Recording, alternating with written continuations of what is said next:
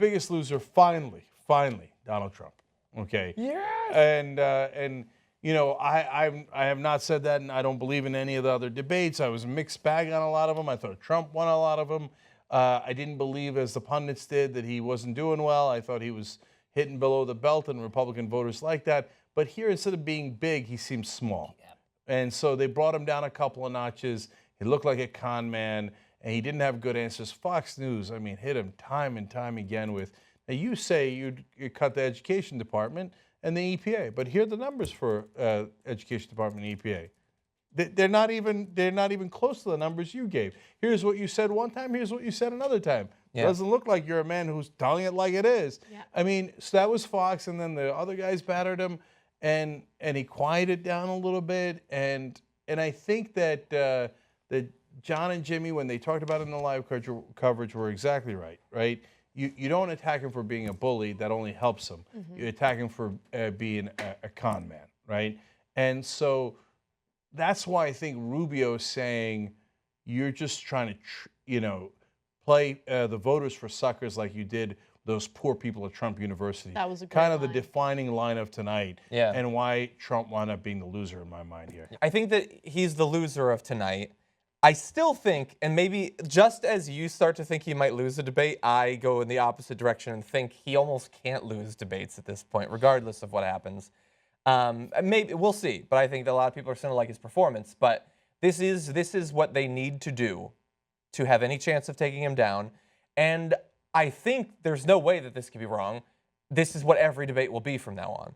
Because there's no more of that, well, I just want to wait around until the last establishment one goes, and then I'll be the one to get the money. They all know now, other than Kasich, who's hanging around for some reason, Cruz and Rubio both know they have to take him down. There's no fooling themselves thinking somebody else is going to do it. They have to do it. And so for every debate, every town hall is going to be focused on attacking him. And I think, especially because with the court case with Trump University, we're not going to have any resolution for at least months, maybe a couple years from now. They're just going to keep reiterating that, and eventually it'll sink into people. And if they would have started doing this at the beginning, we would have never had Trump. We would never had Trump. He would have got. He doesn't want to take this abuse. No, he wouldn't have taken people talk about his size and all that stuff. He would have. And they would have knocked his poll numbers down a lot quicker before he had a chance. He's been setting the agenda the whole time. So that's the big mistake, and I think it is too little, too late. I think so.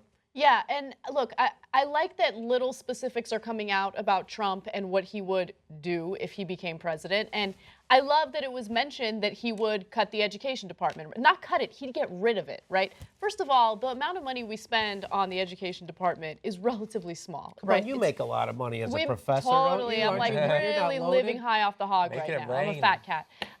But think about what he would do. You get rid of the education department. You get rid of the little amount of financial aid these students get. Yeah. Our student loan debt is up to $1.3 trillion in the United States. You think that's going to help the economy?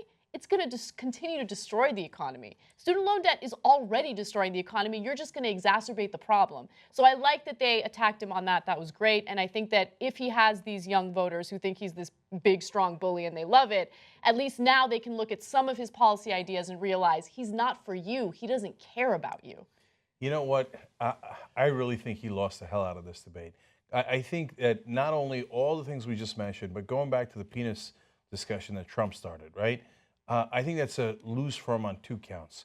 One is there is a part of the Republican Party that's going to say, that's a bridge too far, man. I can't have a presidential candidate talking about his dick. They're supposed to be conservatives, they're right? supposed to be family values guys. I know a lot of that is bullshit. That's all bullshit. No. They didn't like when he said the P word.